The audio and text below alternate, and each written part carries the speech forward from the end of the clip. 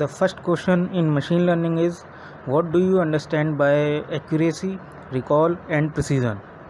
Let's have a look at the answer. Consider that we have to predict a dichotomous variable which has yes and no responses. Suppose there were 9000 no responses in the data and 100 yes responses. Now accuracy is the percentage of correct predictions of positive and negative responses.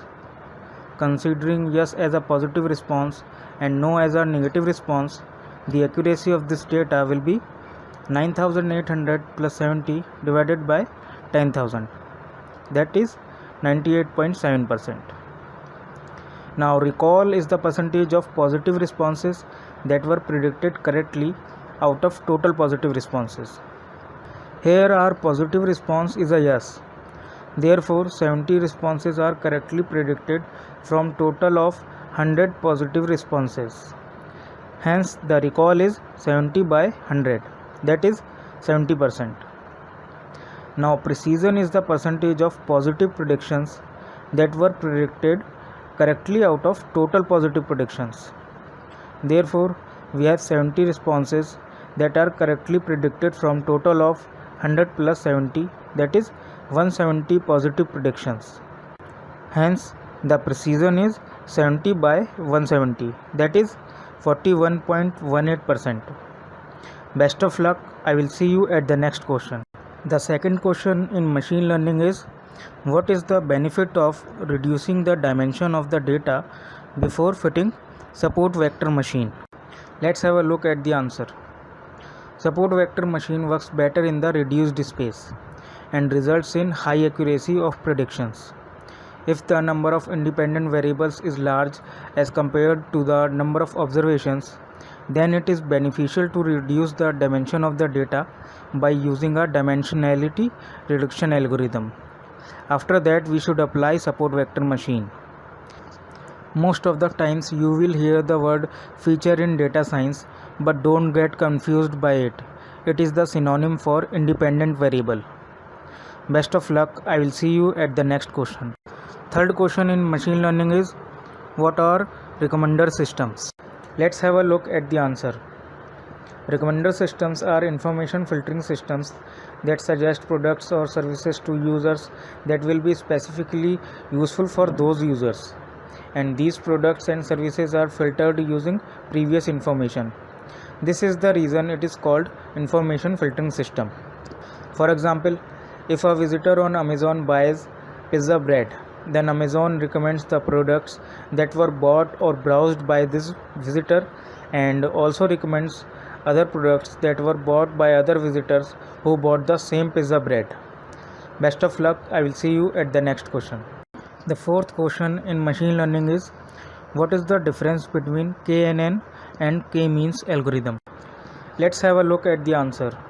The main difference between KNN and K-means is that KNN comes under supervised learning and K-means is an unsupervised learning algorithm. KNN algorithm tries to classify or regress the data based on K number of neighbors. In this algorithm, we know the values of outcome variable. On the other hand, K-means algorithm is used to find homogeneous clusters. Here K represents the number of clusters, but we do not know what values each cluster will contain. Best of luck. I will see you at the next question. The fifth question in machine learning is, what does K represents in K-means and how you can choose its value? Let's have a look at the answer. The value of K in K-means represents the number of clusters. There is no direct way to find this value, so we have to find clusters for a fixed value of K. Then it is used to find the optimal value for K. The procedure to find the optimal value for K is, we should find clusters for a predefined value of K. Then we find within cluster sum of squares for each cluster. After that we plot within cluster sum of squares on y-axis with number of clusters on x-axis. Then the number of clusters after which there is no significant change in within cluster sum of squares are considered as optimal number of clusters. In this graph, the optimal number of clusters will be 6. Best of luck. I will see you at the next question. The sixth question in machine learning is, what is the difference between Euclidean distance and Manhattan distance? Let's have a look at the answer. The main difference between Euclidean distance and Manhattan distance is that Manhattan distance has dimension restrictions and Euclidean distance do not have any dimension restrictions. Manhattan distance calculates the distance horizontally or vertically only. On the other hand, Euclidean distance calculates the distance in any dimension. Therefore, Euclidean distance is a better measure to calculate the distance.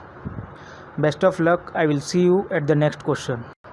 The seventh question in machine learning is, when do we use regularization in machine learning? Let's have regularization is used in machine learning when the model suffers from overfitting or underfitting. It introduces a cost term in the model to add more independent variables, then tries to push the coefficients of many independent variables to become zero and hence reduce the cost term. It is helpful to reduce the complexity of the model so that the predictions using the model becomes better. Best of luck. I will see you at the next question. The eighth question in machine learning is, what do you understand by random forest? Let's have a look at the answer. Random forest is a decision tree technique used to solve classification as well as regression problems. It draws multiple trees instead of a single tree. To predict a new value in classification, all trees give their results and the forest of trees chooses the result which gets the highest number of votes, then show it as an output. To predict a new value in regression, all trees give their results and the forest of trees chooses the average of those results, then show it as an output. Best of luck. I will see you at the next question. The ninth question in machine learning is, what is selection bias? Let's have a look at the answer.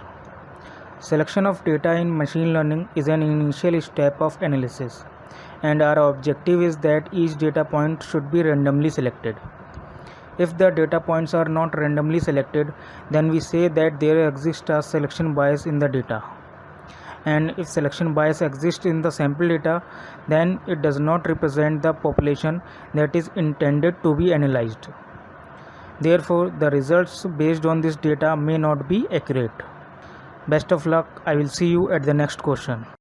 The last question in machine learning is, what does naive refer to in naive Bayes?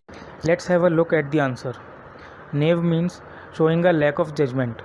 Naive in naive Bayes refers to the lacking to judge the real world scenarios. Because naive Bayes assumes that all of the independent variables are equally important and they are independent to each other.